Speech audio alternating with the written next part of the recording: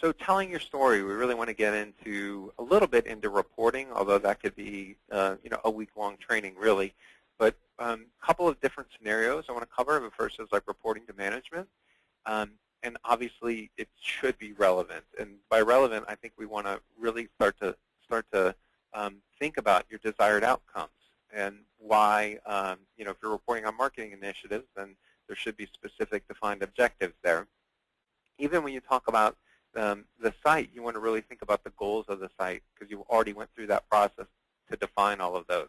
And your reporting should really answer these questions, really. How did your visitors find the site? What were the traffic sources, et cetera?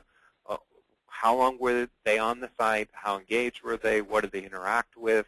Was it social functionality, videos, et cetera? And then how does that tie in to the bottom line, really? Keeping your objectives in mind is very important in this reporting. So for another kind of reporting would really be reporting on monitoring your marketing efforts and initiatives. So as marketers, not reporting necessarily that you're pushing out to other departments or to management, but really reporting that you're to monitor what you're doing. And the first thing is it should be actionable. You should not be satisfied with your reporting until the answer to this question is yes, and that is when you're looking at this data, can you take action? Can you do something either, in most cases, directly to take action that'll lead to more revenue or a better return on your ad spend, or does it drive you to do some further and deeper analysis? So you should be able to take action for any of your reporting, any of your monitoring, and page views and visits doesn't cut it. So just a high level, some suggested reports to include to really monitor that marketing, and I'm going to step through these one by one, is really look at your landing pages. Look at those pages that are where your visitors are landing. In this case, I'm looking at the site content report landing pages. You may also notice that I've included a secondary dimension of campaign, and then I've also filtered out some things I don't want to see in this particular report. So it's important to keep in mind that analytics is very powerful, but you really need to use these reports in the right way. The key differentiator in this report versus what you'll see is that I've used this view here, which is a comparison view, and compared visits to bounce rate. Bounce rate, if you don't know, is the percentage of single-page visits. And generally, that's not a good thing if people come and look at one page and that's all they do, especially if it's tied to your marketing campaigns. You're usually spending money to get people to the site to do something else.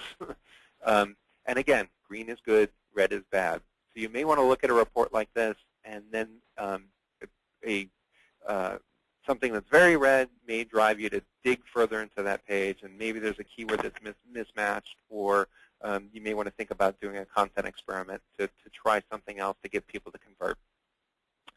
Campaigns with goals is basically looking in your traffic sources, and you'll notice that you want to look at this per visit goal value metric again, and this is by really going in your traffic sources and pulling in and looking at like e-commerce instead of just site usage, or looking at goal sets instead of just site usage, and that's very important. And then again, if you are an e-commerce site, you better be doing some e-commerce reporting as well. And this case is like I just mentioned, site usage versus e-commerce. This is another tab that's available on most reports. You have site usage, you have goal sets, and you have e-commerce. You always want to kind of pull in that data and understand how the traffic is playing into their overall objectives of revenue and transactions, et cetera, and what is more effective than one over another. In this case, direct traffic, people that know the brand, surprisingly, or not surprisingly, I should say, are more valuable per visit than people that might just be finding you. And Theo, we have a couple questions coming in with regards to, while we're on this slide, the source, the medium, the campaign. And so for this direct traffic, that is people that are coming directly to your site, typing in your URL. They have it bookmarked. Obviously, the source being Google and the medium being organic search, that's the traffic that's coming to your site organically or through the SEO, natural search results within Google. And that's identified from Google Analytics because of the fact